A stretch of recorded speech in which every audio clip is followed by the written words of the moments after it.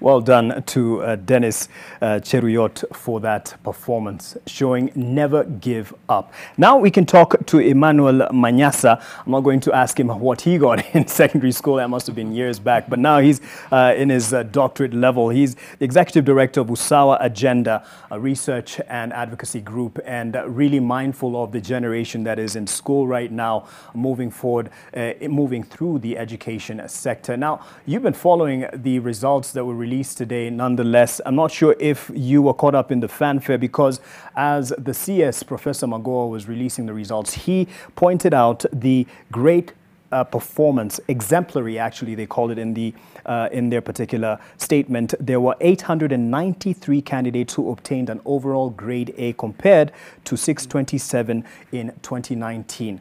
A great performance in your view?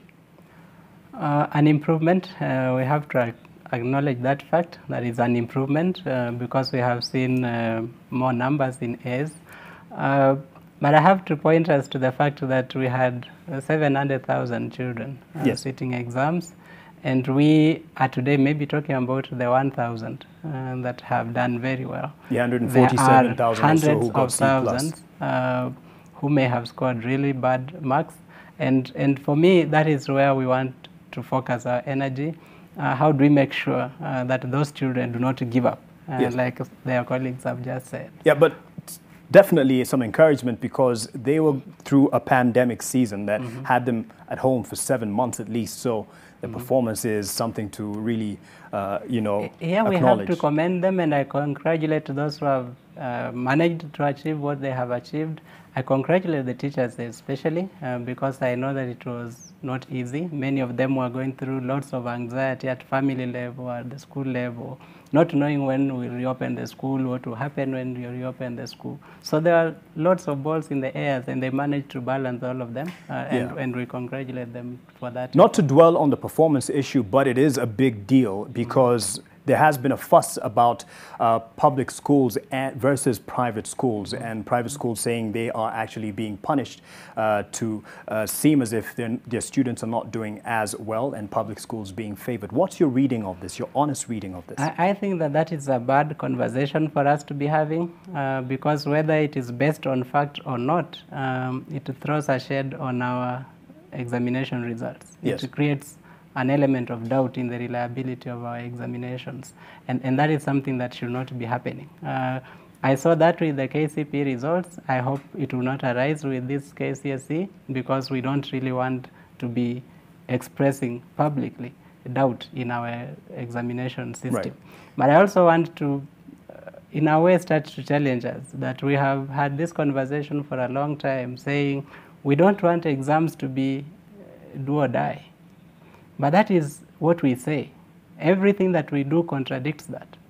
And since we are in the 4th year of CBC and trying to move fully into CBC, whose main focus was to eliminate this competition for grades, I hope that we can start to act in sync with what we have put down in our policy documents. Okay. We cannot continue ranking schools and ranking children, and we cannot continue administering exams as if everyone's life depends on it, and say it is not do and die or die. And that's the next issue that we bring up, because it is seeming do or die in terms of what the mitigation measures they're putting in place. In fact, the CS for Education saying since 2016 they have not had a case of exam leakage, and in fact moving forward they will invoke or implement the use of biometrics to stop or curb cheating.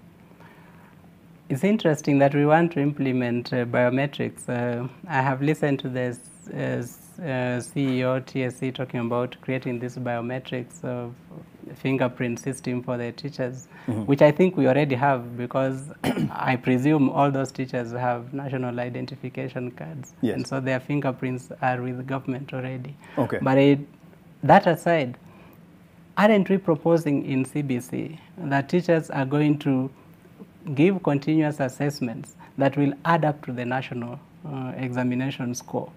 If we are going to say we are guarding the very final exam, but we are depending on these teachers to mark and input marks that contributes to that final score, aren't we contradicting ourselves on that? All right, and this is something I want to read verbatim from the statement earlier, disruption to the education calendar. The upshot of this accelerated calendar will be that we will have 5 examinations next year. The 2021 KCPE and KCSE will be held in March 2022. In December 2022, we will administer the 2022 KCPE and KCSE, and also the grade 6 summative examination for the Pioneer competency-based curriculum cohort. How will we do this?